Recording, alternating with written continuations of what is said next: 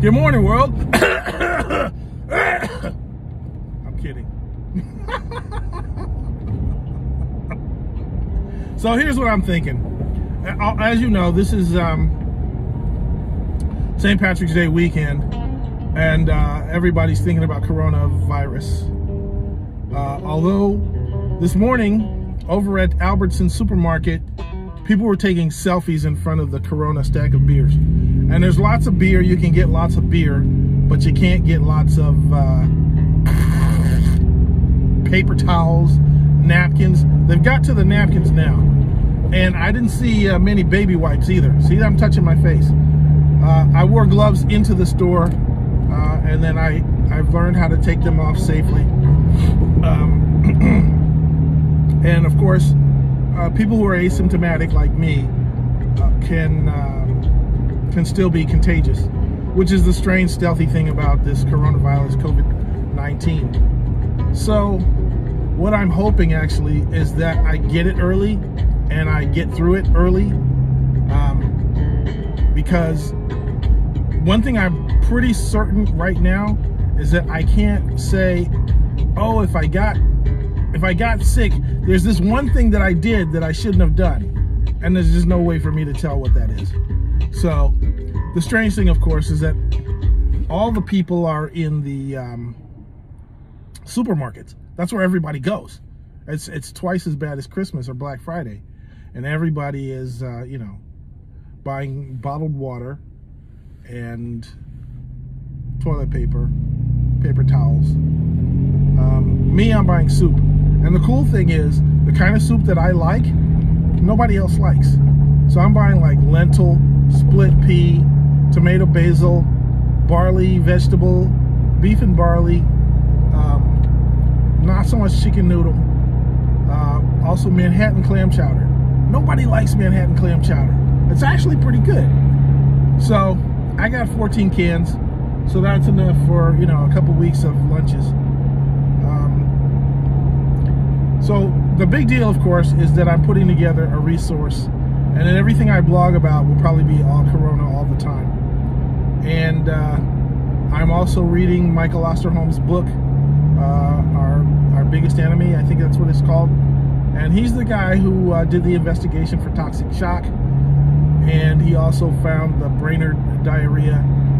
So I think I'm up to chapter 6 right now.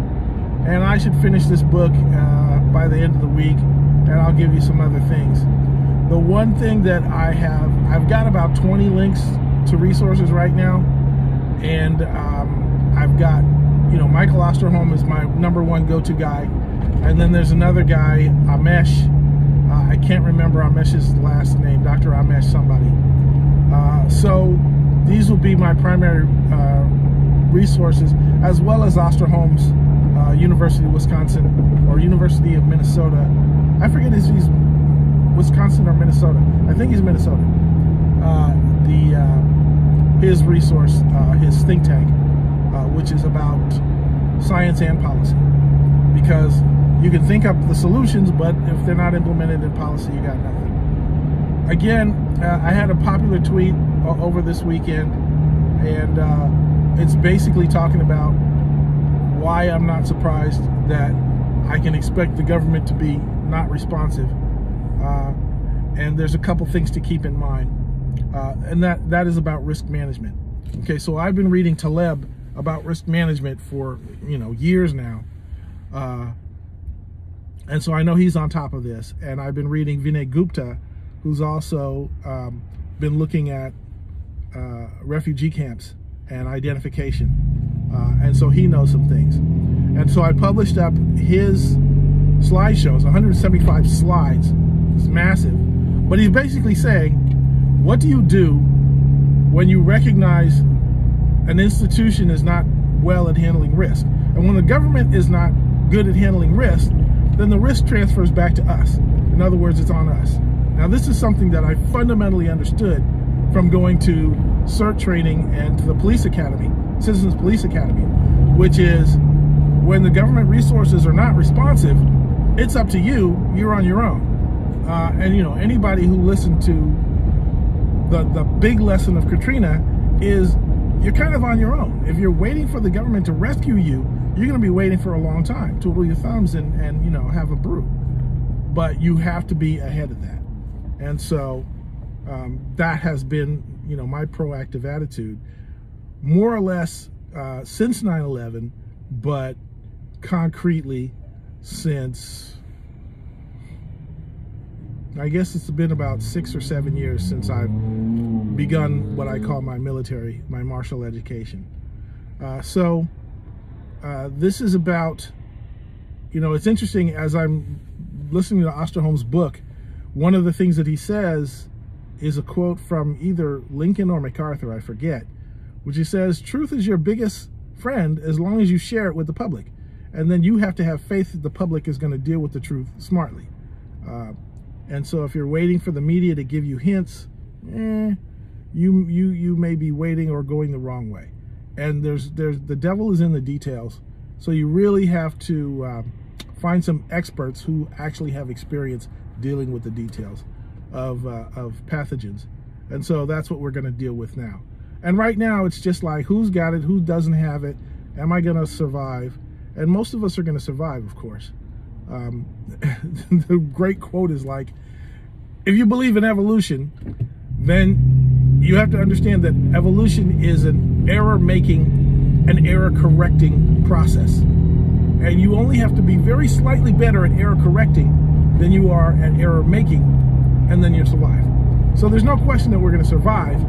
It's just going to be how many myths are going to be busted during this time, and how many people are going to spend their time being frustrated about the fact that these myths are busted, and then they don't trust anything or anybody, instead of, you know, having the resources that help them do that.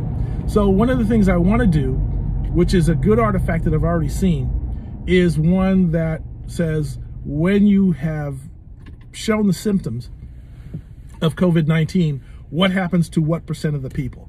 You know, some of them have sore throats, some of them have elevated temperature, some of them, you know, have difficulty breathing. And when you get to the point where you have difficulty breathing, that's more severe. But they talk about the percentages of what happens in the mild cases and in the moderate cases and in the severe acute cases. So the one thing that I don't know is if you can catch this twice.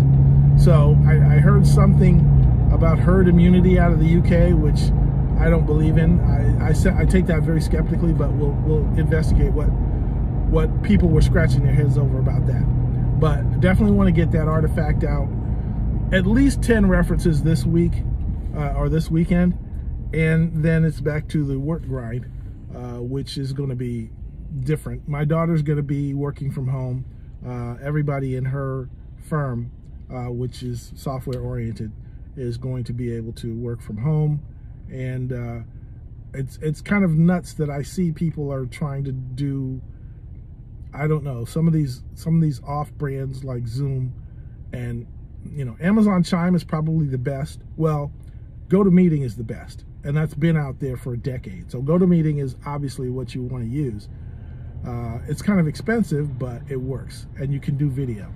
And then lots of people have Slack. A lot of people have used Slack, and I heard Slack had some problems loading up Thursday and Friday. That may be the case. But you know, now that I think about it, I may use Notion to be my my fact-based place. That's a good place to publish it. Okay, I've got Notion. So if you see Notion.so in this, I want to see what I can do to make sure that you can read that.